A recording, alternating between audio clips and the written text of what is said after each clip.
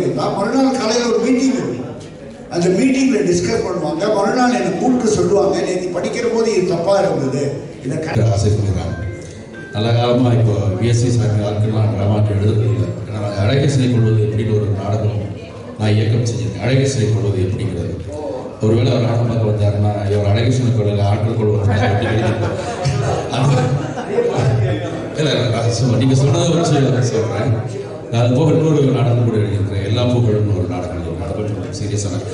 ஆனால் இப்போ பொதுவாகவே நாடகங்கிறது வந்து பெரும்பாலும் ஒரு நகைச்சுவை சார்ந்த விஷயமா இருந்தால் தான் ஜனங்களை பார்க்குறாங்க. ஏன்னா இன்றைக்கி வந்து ரொம்ப எல்லாமே ஒரு ரீல்ஸுங்கிற ஒரு கலாச்சாரத்துக்குள்ள நம்ம எல்லாரும் சேர்க்கிட்டோம். ஒரு 2 நிமிடத்துக்கு மேலே ஒரு ஆட்களை வந்து கவனம் சிதறாமல் ஒரு விஷயத்தை பார்க்க வைக்கிறதுங்கிறதே ஒரு பெரிய சவாலாக இருக்குது. அந்த மாதிரி இருக்கிற சூழ்நிலை தான் இங்கே நாடகம் போட்டால் வேலைக்கு ஆகுறதுனால குருநாடுங்கிற ஒரு கான்செப்டை கொண்டு வந்து இந்த பொண்ணை எங்கள் பின்ன வச்சுக்கிறாங்க. சொல்லப்போனால் ஆரம்பத்தில் இது தொடங்கும் போது நான் என்னுடைய சுரேஷ் பாபு அவர் தான் நிறைய கேள்வி கேட்டார் இல்லையா. அது அடிப்படை காரணம்னா அவர் வீட்டு சாவி வரது இல்லை, அவர் வீட்டுக்கு போக முடியாது. அதனால எவ்வளோ நேரம் அந்த நிகழ்ச்சி எடுக்க முடியுமோ அவ்வளோ நேரம் நிகழ்ச்சி எடுக்கிறாரு. அதனால அப்படி போன மாதிரி ஒரு திட்டத்தோடு இருக்கிறாரு அவர். அதனால இல்லை அது சிக்கல் இல்லை. இப்போ அந்த 2 நிமிஷம் இருக்குன்னு இல்லை. அப்போ ஆரம்பத்தில் நாங்கள் இருக்கும்போது கூட கர்நாடக விழாவில் நாங்கள் போகும்போதெல்லாம் கூட எங்களுக்கு ஒரு கேடியான ஒரு சம்பவம் மாதிரி இருந்துச்சு. ஆனால் வந்து ஒரு ஆரம்ப நிலையில் இருந்ததுனால அப்படி இருந்துச்சு. ஆனால் இப்போ வந்து அதை பார்க்கும்போது அது ஒரு பிரமிப்பான ஒரு மாற்றத்தை கொண்டு வந்துருக்கிறாங்க.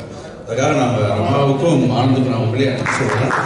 அதே மாதிரி அது ஒரு மிகப்பெரிய மாற்றம் இருக்குது. இப்போ நாங்கள்லாம் வெளியே முன்னால் நாங்கள் வரவே இல்லை. இப்போ நான் ஈஸி ரைட்டர், ஆனால் அவருக்கு வந்து ஒரு நாடகம் பண்ணணும்னு தோணலை. அதுக்கப்புறம் இதை பார்த்ததுக்கப்புறம் தான் நம்ம ஏன் வரக்கூடாது அப்படின்னு தோணுதுக்கப்புறம் நாங்கள் நாடகம் எழுதியிருக்கோம். நீங்கள் பார்ப்பீங்க.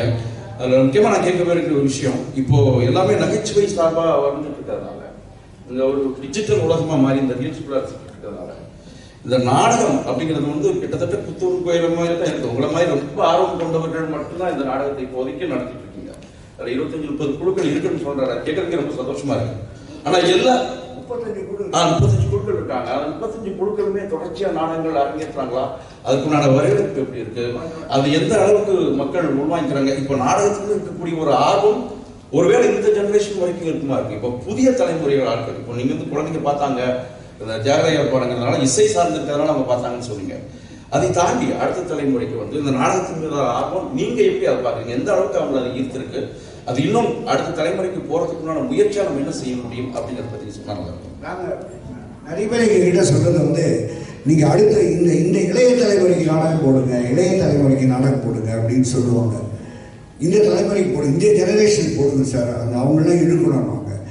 நாங்கள் தலைமுறைக்கு ட்ராமா போடுறது, ரசிகர்களுக்கு தான் ட்ராமா போடுறோம். அது வயசானவங்க சின்ன பசங்கள்லாம் பார்க்கறது கிடையாது. அரங்கு நிறைஞ்சு வந்து உட்காந்துக்கிறாங்க. அவங்க ஏன் வராங்க? ஒரு 500 பேர் வராங்க. அவங்க எதுக்கு வராங்கன்னா, அவங்களால ஒன்று பண்ண முடியாததை நாங்கள் பண்ணுவோன்னு எதிர்பார்த்து வராங்க. அவங்களால பண்ண முடியும்னா ஏன் எங்களை பார்க்க வர போகிறாங்க, நம்மளை பார்க்க வர போகிறாங்க. அதனால அண்டு ட்ராமா வந்து சீரிச்சு போயிடுது, ட்ராமாவே நடக்கிறது இல்லை, நடந்துட்டு இருக்கு. சென்னையில் ட்ராமா நடந்துட்டு இருக்கு. வாரத்துக்கு 2 ஷோ டிஃப்ரெண்டாக. முன்னெல்லாம் வந்து 7 நாளும் ட்ராமா நடக்கும். 7 நாளும் வாரம் ட்ராமா இருந்துன்னு 3 மணி நேரம் ட்ராமா போடுவோம். இப்போல்லாம் 1.5 மணி நேரத்துக்கு ட்ராமா வந்துருச்சு. வாழ்க்கை முறை மாறி போயிடுது எல்லாருக்கும்.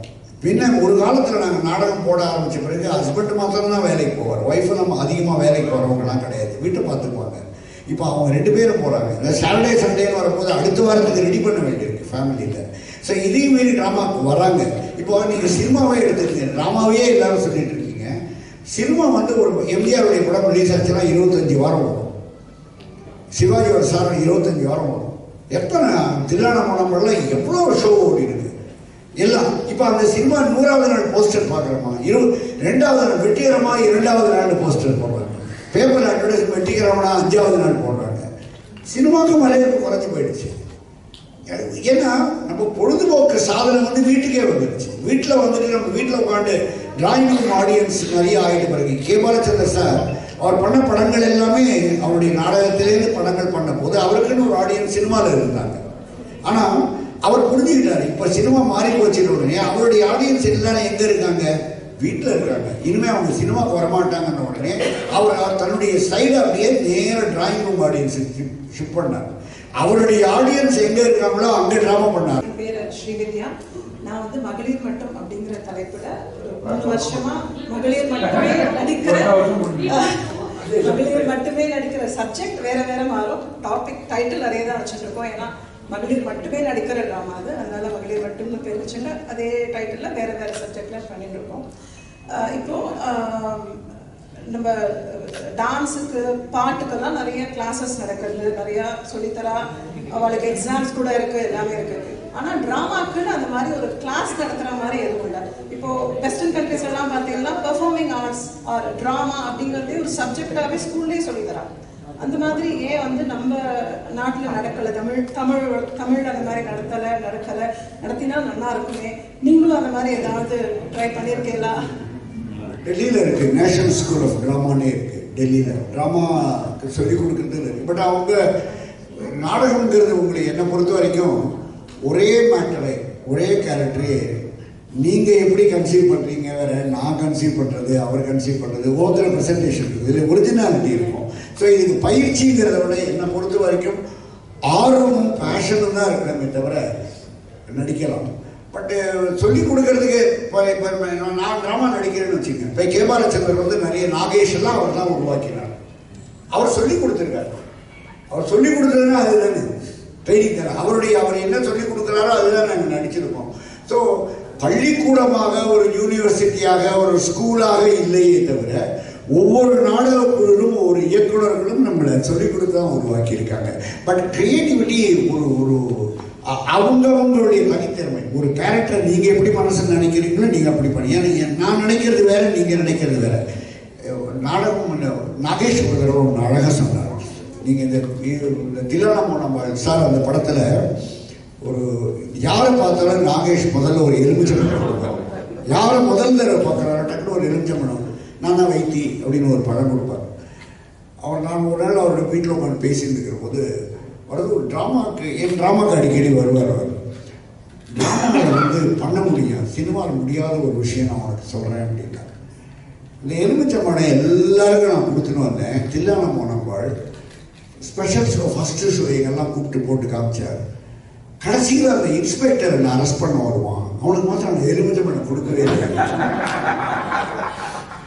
ஏன் கொடுக்கவே இல்லையா? ஏன் அவனுக்கு மாத்திரம் கொடுக்கல? நான் கொடுத்துருக்கணும், கொடுக்கணும். ஏபின்னு சொன்ன படம் நாளைக்கு ரிலீஸ், லைஃப் லாங் இனிமேல் அந்த பிரிண்டில் அந்த சீன் இருக்கவே இருக்காது. ஸோ நான் கொடுத்த மாதிரியே நினச்சிட்டு படம் பாரு. ஆனால் இதே நான் ட்ராமாவில் இருந்தால் ஐயோ அது விட்டு போச்சு அப்படின்னு நாளைக்கு அதை மாற்றிருப்பேன். நாளைக்கு நான் எழுத்து படம் கொடுத்துருப்பேன். அது ட்ராமாவில் முடியும். நான் இன்னைக்கு நடிச்சுட்டே இருந்துச்சு.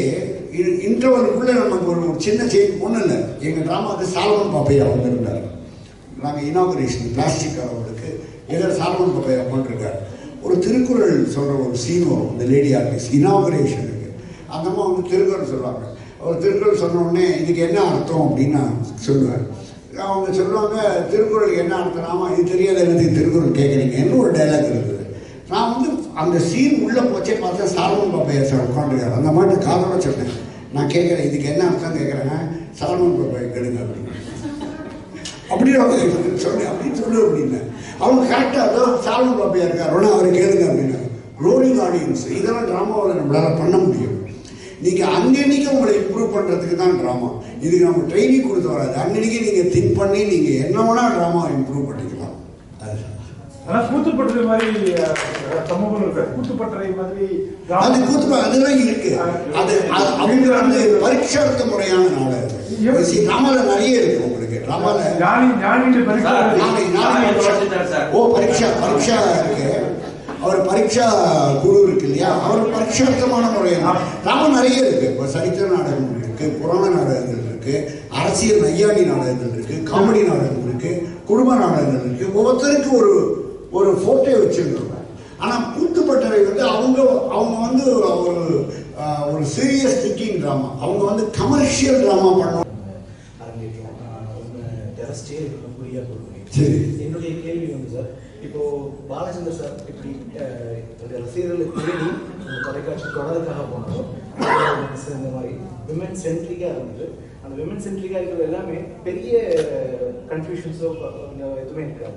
ஒரு சின்ன ஒரு தோசை சுடுறதுலேருந்து ஒரு பாத்திரத்தை கீழே போடுறது, ஒரு பாட்டு கிளாஸ் அந்த மாதிரி தான் அந்த ஒரு கேரக்டர் ரிவால்வ் ஆகிட்டே இருக்கும். இப்போ அதுவும் விமன் சென்ட்ரிக் தான். இன்னைக்கு இருக்கிற இந்த தொலைக்காட்சி தொடர்கள் எல்லாமே பார்த்தீங்கன்னா அதுவும் விமன் சென்ட்ரிக் தான். ஆனால் விமன் தான் எதிரிங்கிற மாதிரி ஃபுல்லாக பாம்பு வைக்கிறது, இந்த மாதிரி ரொம்ப இதாக போயிடுச்சு. இப்போ அன்னைக்கு இருந்த ஒரு விஷன் இருக்குது அன்னைக்கு அந்த தொடர் நிகழ்ச்சிகள்லாம் ஒரு விஷன் இருக்குது. இன்னைக்கு அது இல்லை. ஒரு 50 வருஷம் எக்ஸ்பீரியன்ஸாக இருக்கிற நீங்கள் இதெல்லாம் நீங்கள் பார்க்கும்போது உங்கள் மைண்டில் ஒரு ஓடலை, என்னடா இப்படி பண்ணிட்டீங்களே அப்படின்னு. அந்த மாதிரி ஏதாவது பார்த்துட்டு உங்களுக்கு தோணி இருக்கல, இது ஏன் இப்படி பண்ணியிருக்காங்க, எப்படி ஏன்? நான் ஒரு 2 வருஷத்துக்கு முன்னாடி நான் சீரியல் பார்க்குறதே நிறுத்திட்டேன். சீரியல் சினிமா பார்க்குறதே விட்டுட்டேன். நான் இப்போ சீரியல் பார்க்குறது ரொம்ப கரெக்டாக இருக்குமோன்னு பயம் வந்துடுது. அண்ட் நானே ஒரு சீரியல் நடிகர் தான். சீரியல் நடிகரில் நான் சீரியல்லேருந்து வெளியில் வந்துட்டேன். பாலச்சந்திர சார் இறந்த பிறகு சீரியல் நடிக்கிறதையும் விட்டுட்டேன். ஏன்னா எங்களுக்குலாம் ஒரு சேலஞ்ச் இருக்குது ஒரு ஆர்டிஸ்ட்டுக்கு. சார் வந்து உள்ள செட்டில் வந்து நீ போகலாமா அப்படின்னு ஆரம்பித்து அவர் சொல்லி கொடுத்து நாங்கள் பர்ஃபார்ம் பண்ணுறதுக்கு பெரிய சேலஞ்சாக இருக்கும். ஆனால் இப்போ வந்து ஒரு மேல் ஆர்டிஸ்ட்டுக்கு டிவியில் வேலையே கிடையாது. லேடிஸ் தான் பேசிகிட்டே இருப்பாங்க. என்ன ரூமில் நீங்கள் படுத்துக்கு சார் உங்கள் ஷார்ட் வச்சு எடுக்கிறேன். நான் ஏசி போட்டு படுத்துட்டு இருக்கேன். என்னை வந்து சார் நீங்கள் வாங்க சார் அப்படின்னு ஒன்று இங்கே உட்காரணும் சார். அந்த அம்மா அது பேசினாங்க, அவங்கள பார்த்து கொஞ்சம் சிரிங்க சார். இவங்க பேசுறது உங்களுக்கு பிடிக்கல, கோபம். என்னை வெறும் ஃபேஷியல் எக்ஸ்பிரஷன் மாத்திரம் என்னை உட்கார வச்சு வாங்கிட்டே நான் வீட்டுக்கு அனுப்பிச்சுக்குவாங்க. எனக்கு டைலாக் கூட கொடுக்க. ஸோ சினிமாவும் டிவிக்கு என்ன வித்தியாசம் அப்படின்னா, சினிமாவில் வந்து ஹீரோக்களுக்கு வயசாகாது, ஹீரோயின்களுக்கு வயசாகிடும். பண்டரிபாய் வந்து சிவாஜிக்கு லவராகவும் நடிச்சிருக்கா, அம்மாவும் நடிச்சிருக்கா. இப்போ பத்மினி வந்து எம்ஜிஆருக்கு பேராகவும் நடிச்சிருக்கா, எம்ஜிஆருக்கு அக்காவும் நடிச்சிருக்கா. ஆனால் சினிமா அது டிவியில் வந்து லேடிஸ்க்கு வயசாகாது, எங்களுக்குலாம் ஆகிடும். நான் வந்து ரேணுகாவுக்கு ஹஸ்பண்டாக நடித்தவன் ரேணுகாவுக்கு அப்பாவாகவும் நடிச்சிருக்கேன். சைலஜாவுக்கு ஹஸ்பண்டாக நடித்தவன் சைலஜாவுக்கு அப்பாவாகவும் நடிச்சிருக்கேன். So TV is a medium of ladies. அவங்க ஓரியன்டேஷன், அவங்களால என்ன பண்ண முடியும். இப்போ நம்ம லேடிஸ் எல்லாம் பண்ண முடியுறதோ இல்லையோ, அவங்க ஆர்டிஸ்ட் பண்ணுறதை பார்த்து. இப்போ பிரேமா ரவிச்சந்திரன் டெரஸ்ட்ரியல் நாடகம் பண்ணியிருக்கோம். இப்போ நீங்கள் வந்து ஒரு வெவ்வேறு துறையில் பரிணாமிச்சிருக்கீங்க. ஒரு துறையிலிருந்து இன்னொரு துறைக்கு போகும்போது நீங்கள் சந்தித்த சவால்கள்லாம் எப்படி ஆகுது? இப்போ பேங்க் எம்ப்ளாயாக இருந்து நியூஸ் லீடர்லேருந்து ஆக்டர், அந்த மாதிரி ஒரு துறையிலேருந்து போகும்போதும் அந்தந்த துறையில் இருக்கிற போது நான் எனக்கு எதில் அந்த துறையில் நான் ஏதோ ஒன்று பண்ணேன்னா அது கிடைக்கிற அப்ரிசியேஷன் அந்த துறையில் கிடைக்காது. நான் பேங்க்கில் வந்து ஒரு எக்ஸாம்பிள் சொல்கிறேன். என் ஹேண்ட் ரைட்டிங் ரொம்ப நல்லாயிருக்கும். ஒரு காலத்தில் வந்து பாஸ்புக்கெலாம் கையால் தான் எழுதும். ரொம்ப பியூட்டிஃபுல்லாக பாஸ்புக் நான் எழுதி கொடுப்பேன். எழுதி கொடுத்து வாங்கி பார்ப்பார். அதை அப்ரிஷியேட் பண்ண போகிறோம்னா அதை வச்சு சார் நேற்று நியூஸ் பிரமாதமாக படிச்சிங்க சார் இது விட்டுருவான். நான் எங்கே என்ன அப்ரிஷியேட் பண்ண போகிறோன்னு நினைக்கிறதுக்கு மாறுதலான இடத்துல என்ன அப்ரிசியேஷன் வரும். சார் பிரமாதமாக சார் அப்படின்னு நம்ம அப்ரிசியேஷன் பண்ணுறாங்கன்னா, சார் நேற்று சீரியல் பிரமாதம் சார் அப்படின்னா. டெலிவிஷன் போய் நியூஸ் படிப்பேன். நியூஸ் படித்த உடனே கேமராமேன் வேகமாக வருவார். நீங்கள் பிரமாதமாக நியூஸ் படிக்கன்னு சொல்ல போகிறாங்கிற போது, சார் ஒரு 1,00,000 ரூபா பேங்கில் போட்டால் என்ன இன்ட்ரெஸ்ட் வரும். ஆரம்பிக்க முன்னாடி எனக்கு ரமா மேமுக்கும் ஆனந்த் சாருக்கும் தேங்க்யூ சொல்லிக்கிறேன். ஏன்னா அவங்க தான் என்னை இங்கே கூப்பிட்டு வந்தது. நீங்கள் நியூஸ் இப்போவும் பார்க்குறீங்களா சார்? நியூஸ் இப்போ நீங்கள் பார்க்குறீங்களா? ஏன்னா எங்கள் எல்லாத்துக்கும் பிடிக்கும் நியூஸ். அங்கே நீங்கள் வாசிச்ச டைம் ரேடியோ பட் காரில் ட்ராவல் பண்ணால் கூட நியூஸ் கேட்டுட்டே தான். ஓகே, நாங்கள் ஸ்கிரிப்ட் எல்லாம் கொடுத்து செலெக்ஷன்லாம் வந்துருச்சு. பட் நீங்கள் கெஸ்ட்னு சொன்னோன்னே எங்கள் டீம் கொஞ்சம் ஜெர்க் ஆகிட்டாங்க. ஏன்னா நார்மலாக சினி ஃபீல்ட்லேருந்து வருவாங்க, நம்ம அது ஒரு மாதிரி கமர்ஷியலாக போகும். பட் நீங்கள் நாடகத்துறையில் இவ்வளோ வருஷமாக எக்ஸ்பீரியன்ஸுங்கிறப்ப நாங்கள் அந்த அளவுக்கு எங்களுடைய ஸ்கிரிப்ட், டயலாக்ஸ் டெலிவரி, பெர்ஃபார்மன்ஸ் எல்லாமே இருக்கு இல்லையா? நாங்கள் பாட்டு ஏனோ தானோன்னு பண்ணிடக்கூடாது. ஸோ ஒரு பயத்தோடு தான் நாளைக்கு சின்ன ஒரு பயம் இருக்கணும். ஆனால் அதை தாண்டி நமக்கு ஒரு தைரியம் வரணும். என்னென்னா ட்ராமா நடிக்கிற போது எல்லாம் ஸ்டேஜ் ஃபியர் இருக்கும், ஸ்டேஜ் கான்ஷியஸாக இருப்போம். ஏன்னா ஒரு 500 பேர் உட்காந்துருக்காங்க, இவங்க எதிர எப்படி நடிக்கிறதுன்னு நம்ம மனசில் நினைச்சோமா நம்ம ஃபீல். ஆனால் நீங்கள் அந்த 500 பேர் இவங்க யாருமே ஒன்றும் தெரியாதுப்பா, நமக்கு தான் எல்லாம் தெரியும், ஒன்றும் தெரியாது, சும்மா வந்து உட்காந்துருக்காங்க, நீங்கள் மனசில் போகணும். அந்த கான்ஃபிடென்ஸ் தான் வரும். இப்போ நான் நியூஸ் படிக்கிற போது அவங்க யாருமே நான் படிக்கிற நியூஸ் யாருக்கும் தெரியாதுங்கிறதுனால தான் நான் சொல்கிறேன் அப்படிங்கிற ஒரு நினைப்பு இருக்குல்ல. அப்போ தான் நம்ம தைரியமாக படிக்க முடியும். அவங்களுக்கு தெரிஞ்சதை நம்ம ஏன் படிக்க போகிறோம். So the self confidence and அவங்கள பார்த்து பயப்படக்கூடாது. அவங்க நான் அமெரிக்க குறுநாடக விழா 2025 மீட் அண்ட் கிரீட் என்னும் இந்த பகுதியை மிகவும் சிறப்பாக நடத்தி முடித்து வைத்த உங்கள் அனைவருக்கும் எங்களுக்கு நன்றி. ஒரு நிமிஷம். அதுக்கு முன்னாடி உங்களை என்னுடைய ரவிக்குமார் அவங்களுக்கு அறிமுகப்படுத்த ஒரு எல்ஐசியில் பெரிய ஆஃபீஸராக பணியாற்றி ஓய்வு பெற்றவர், ஒரு நல்ல நடிகர், ரொம்ப நல்ல கலைஞர். 30 வருஷமாக நாடக மேடையில் நடித்துக் கொண்டு இருக்கிறார். என் நாடக குழுவில் ஒரு முக்கியமான ஒரு கலைஞர். இவர் நடித்த ஒரு நாடகம் தான் எனக்கு ரொம்ப இழுத்தது. காரணம், நேத்திர தரிசனம்னு ஒரு நாடகம் சென்னையில் பண்ணாங்க. ஒரு 2 பேர் 3 கேரக்டர் தான், 3 ஆர்டிஸ்ட் தான். சந்திரமோகன் ஒரு அருமையான எழுத்தாளர் எழுதினார். ஒரு லேடி கேரக்டர், ஒரு மேல் கேரக்டர், ஹீரோ ஹீரோயின் 2 பேருக்கும் கண்ணே தெரியாது. இவங்க 2 பேருக்கும் நடுவில் ஒரு சூத்திரதாரியாக இருப்பவர் ஒரு மேனேஜர் கேரக்டர். இந்த 3 பேரை வச்சுன்னு 1.5 மணி நேரம் ஒரு நாடகம் பார்க்குற ஆடியன்ஸ் அப்படியே கட்டி போட்டு உட்கார வச்சாங்கன்னா, அந்த கண்ணு தெரியாத ஒரு கையில் ஸ்டிக்கர் வச்சுட்டு பிரமாதமாக பர்ஃபார்ம் பண்ணாங்க. இயக்குநர்களுக்கும் மிகப்பெரிய ஒரு பாடமாகவும் ஒரு வரப்பிரசாதமாகவும் அமையும். அதனால் உங்களோட வருகை எங்களுக்கு ஒரு பெரிய பெருமை தான்.